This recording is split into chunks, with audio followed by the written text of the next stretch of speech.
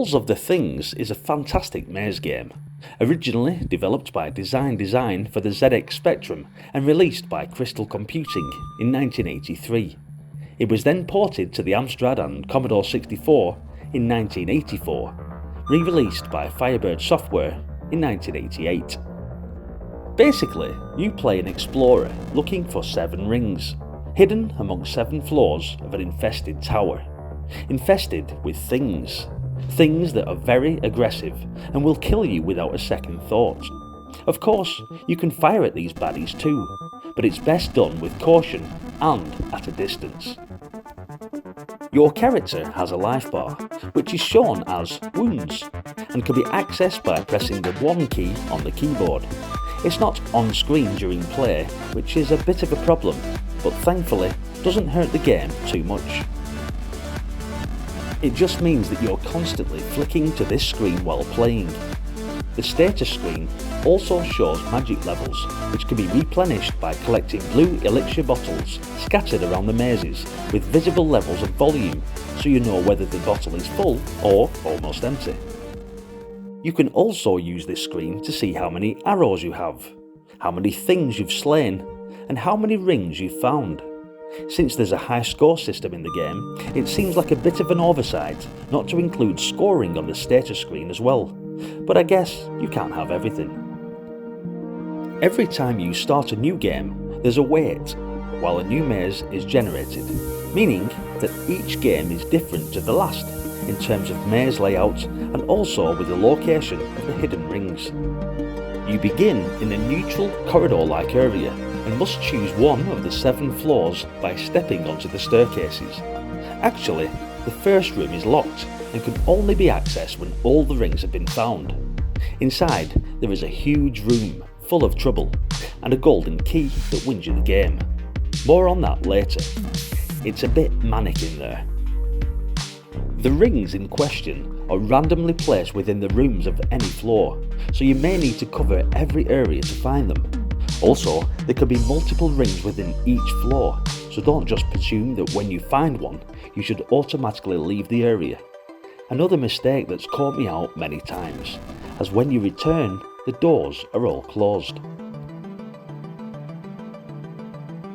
The level of difficulty in these rooms seems to vary, but I'd say the very top levels were miles easier than the lower levels, so run up to the top of the steps and begin your adventuring there, ideally. Mind you, there's a lot of baddies on every level, so make sure you're stacked with magic before venturing too deep. Opening doors and picking stuff up is simply a case of facing them and pressing fire. Also, you can close doors behind you for a temporary shield against the things. However, enemies can also open doors, so bear that in mind. The same fire button is used for shooting lightning magic. You can't actually fire until the things are in range and in view, and a lot of the time I find myself spamming the fire button, as this is a good indicator to know when there is an enemy presence nearby. Not only can you cast lightning bolts, which bounce around the maze and will hurt you if it rebounds back into your face, but you can also cast fireballs by hitting the F key. These are like homing missiles and will chase your enemy down and even around corners, although will hit the walls of the maze and disappear if not correctly timed. I try to only use fireballs sparingly, as they eat away at your magic extremely quickly. There's a sword you can use by hitting the S key, which is highly effective at close range and particularly amusing in the way that your character held his sword at groin level and waggled it a bit. Not that we find that kind of thing funny anymore, no sir. The problem with using the sword is that you have to get up close and personal with the things, and they tend to unleash a maelstrom of arrows, and you'll probably die within seconds. Use as a last resort, I say, when you've run out of magic or arrows. Arrows are awesome and lethal to your enemies, however, they're extremely fiddly to control. For example, you have to first press A to use an arrow, which sounds easy in itself, but before you use one, you have to press the numbered key on the keyboard to change the direction in which you wish to fire it. The numbers are something like 5, 6, 7, 8 to fire north, south, east and west, or something like that. but the direction you choose is then locked in until you press another number to change the compass direction of fire. Not good in a sticky situation when the arrows are set to fire north. You see a thing approaching from below. Spam the A button to send a volley of arrows, only to find that they're firing in the opposite direction. Then, by the time you figure which number to select for south, the enemy has already fried you with its heat-seeking fireballs. Great stuff. There are a few nasty traps that can trick you too, like things disguised as treasures, although they only disguise in the big piles of treasures, so use caution when approaching the largest holes of gold.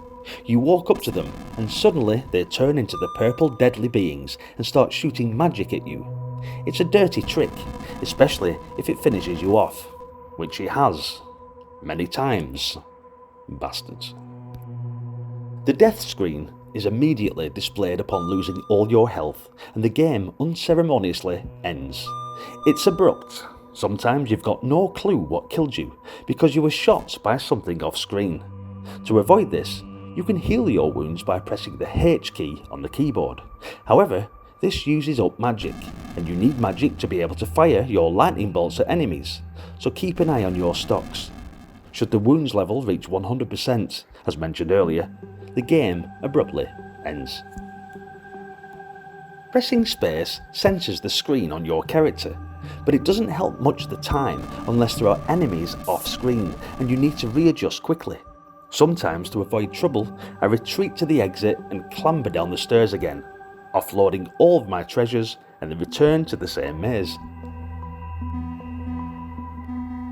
Only to find that all of the doors are now closed again, so I have no idea how to get back to the point where I was up to before I chickened out and ran off. This is the game's way of trying to tell me to face my fears and don't pap my pants and do a runner at the first sign of danger. Your treasure should be stored outside of the rooms and in the main corridor where you start the game, as this is where your tally is calculated and you can only carry so much in your inventory at a time. However, as mentioned earlier, should you return to the maze to retrieve any treasures you had to leave behind, all of the doors will be closed, and finding those treasures once again can be a pain. So it's best just to move forward to the next flight of stairs and tackle that area instead, as long as you have the ring first, of course.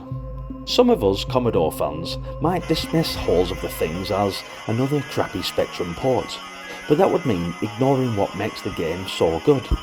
There's more to this game than meets the eye, and playing it, Spectrum port or not, is still awesome. Halls of the Things can be played by anyone who is prepared to spend 5 minutes getting used to it before hours and hours of sheer pleasure, and doesn't mind the finicky controls for firing the arrows. I absolutely love this game, genuinely, so much that I managed to complete it on this playthrough.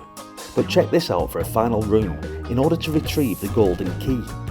Pure mayhem. I'm chuffed with that. Look at all that popcorn I collected and stashed for later. The beauty about this game is that I can play it all again as the dungeons are regenerated and randomised every time.